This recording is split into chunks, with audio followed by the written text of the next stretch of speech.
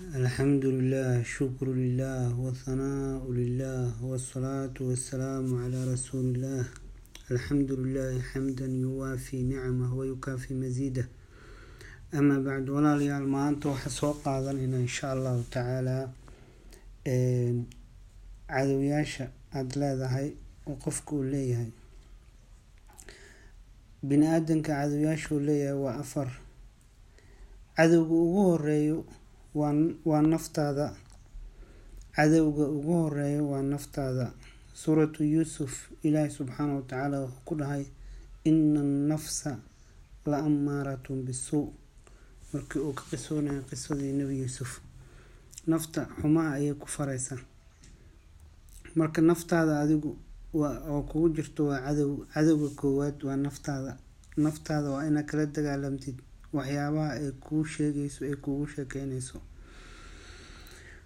cadowgaada labaad waa shaydaanka waa cadowgaada labaad. marka waxaa la rabaa inaad ka taxadirtid.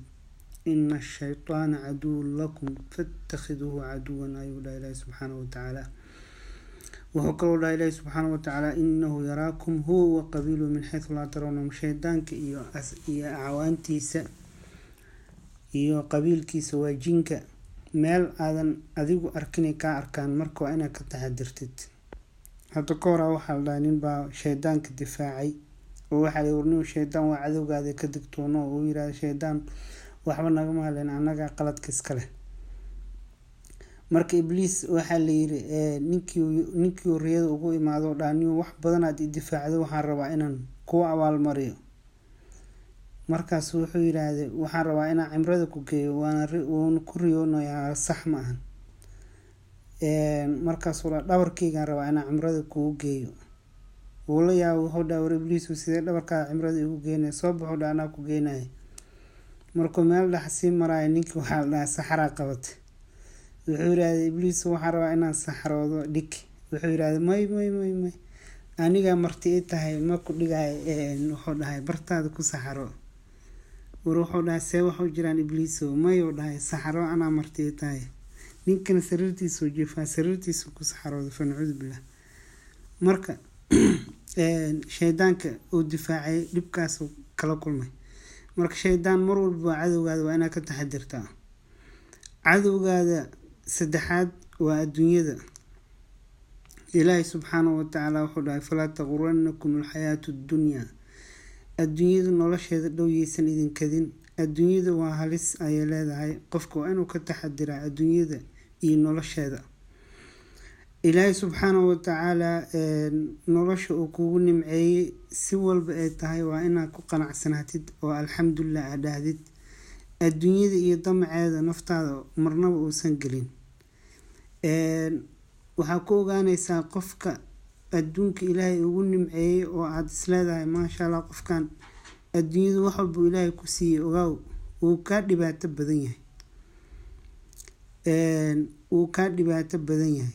maxaa nabiga sallallahu alayhi wasallam wuxuu dhahay jannada waxay u sugnaatay qofkii oo isku kaafiyo noloshiisa oo maaragtay naftiisana ka ilaaliyo damaca ka ilaaliyo. marka naftaada damaca ka ilaali mar walba damaca adduunyada ku gelin. adduunyada mar walba ay kugu badato adigana murugta ayaa kugu badanayso. adduunyada mar walba aad raadisidna aakhiradana waad ka fogaanaysaa ogow.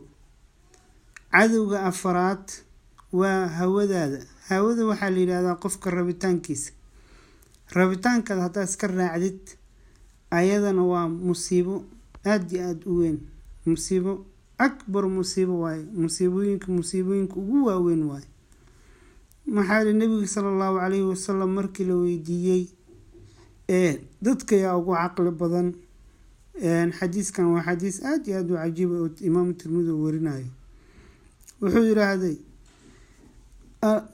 dadkii ugu caqli badanaa la weydiinay sallam wuxuu dhahay alqayis caqlilu waxa waayo dhahay man daana nafsah wa camila lima bacda almowt. caqlilu waxa waayo dhahay qofka naftiisa xisaabiyo geerida wixii ka dambeeyna u sii camal falow diyaar garoowo.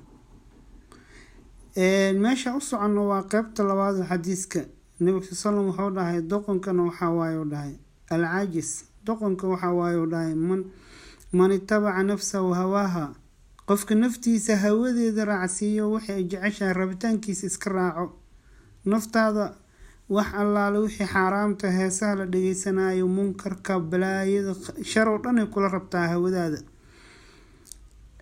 marka doqonka waxa waayo man ittabaca nafsahu hawaaha naftiisa qofka raacsiiyo wax ay rabto oo rabitaankiisa iska raaco oo yiraahdo aniga xuraan ahay ilaahay xurka ma dhigin ogaw adoona tahay aniga xuraan ahay waxaan rabaa sameynaya hadaad tiraahdid ogaw jahannama ku sii socota maxaa ilaahay xurka ma dhigin adoona tahay ilaahay wuxuu ku abuuray ina caabudid amarkiisana raacdid wuxuu ku farayna aad fartoomtid wuxuu ka reebayna aad ka hartid marka adoon ilaahay ta xur ilaahay kaama dhigin hadaad tiraahdo ilaahay aniga xur ah waxaan doonaa sameynaya ogaw ilaahay xur kaama dhigin marka doqonka waxa waayo nabiga sallallahu alayhi wasallam man ittabaca nafsahu hawaa qofka naftiisa rabitaankeeda iska raaco watamanna cala allahi alamani doqonnimada hadii doqonnimo kale ku sii darsada ogaw wuxuu watamanna cala allahi alamani ayuu dhahay nabiga sallallahu alayhi wasallam ilaahayna wuxuu ka rajeynayaa rajooyin wanaagsan wuxuu leeyahay ilaahay janno way gelin doonaa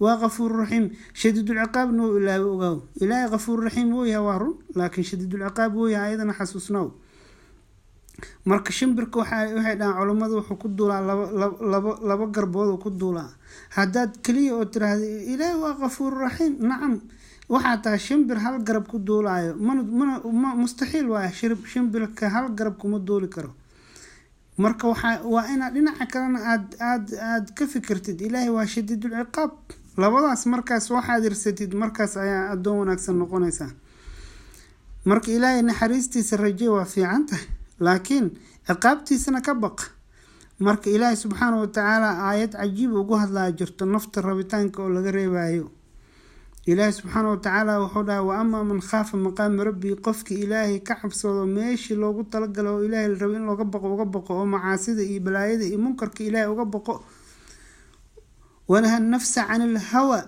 naftiisana rabitaankeeda ka reebo fa ina aljannata hiya alma'wa jannada ayaa maaragtay makaankiisa noqon doonto marka waa ballanqaad ilaahay uu ku ballanqaadayo janno qofka naftiisa wanaha nafsa can ilhawa naftiisa hawada qofkii ka reebo rabitaankeeda iyo waxay jeceshahay maxaa nafta waxay jeceshahay oo dhan waxa waaye xujibat النار بالمكاره بالشهوات وحجبت الجنة بالمكاره أو كما قال النبي صلى الله عليه وسلم النبي صلى الله عليه وسلم حوله jannada waxay nafta nacibto dhan xeyndaab looga dhigay naartana waxay nafta jeceshahay xeyndaab looga dhigay mar walba aad tiraahdo xur baa ahay waxaan doonaa sameynaya saan rabaan u dhaqmaaya waxaan damcaan dhageysanaya waxaan damcaan fiirinaya waxaan damcaan cunaya waxaan damcaan ku hadlaya meeshaan damcaan aadaya oo xuraan ahay aad tiraahdid mar walba naara usii socotaa ogaa maxaa yeelay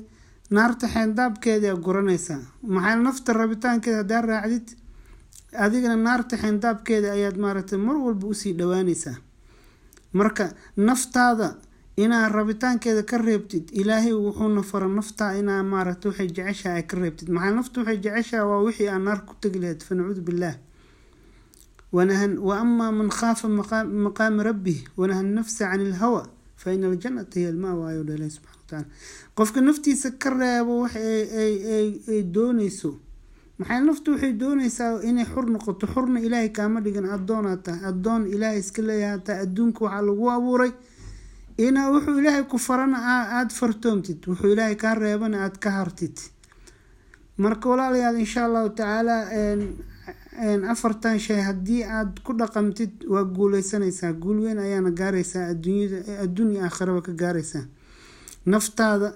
ina afarta cadow aad leedahay oo ugu horeysa naftaada kan labaad uu yahay shaydaanka kan saddexaad uu yahay adduunyada iyo damaceeda kan afraadna uu yahay hawadaada naftaada waxay ay rabto rabitaanka naftaada afartaas hadaad ka taxadirtid insha Allah taala waa liibaanaysaa marka walaalayaal dhamaantiin waa idin salaamaya insha Allah taala هايلاوين إنا سبسكرايب دهدين لايك دهدين شير دهدين أفافسين ولا لهين كلا جرسسين هايلاوين إن شاء الله تعالى. وإن سلام يا دمان ولا ليال. السلام عليكم ورحمة الله وبركاته.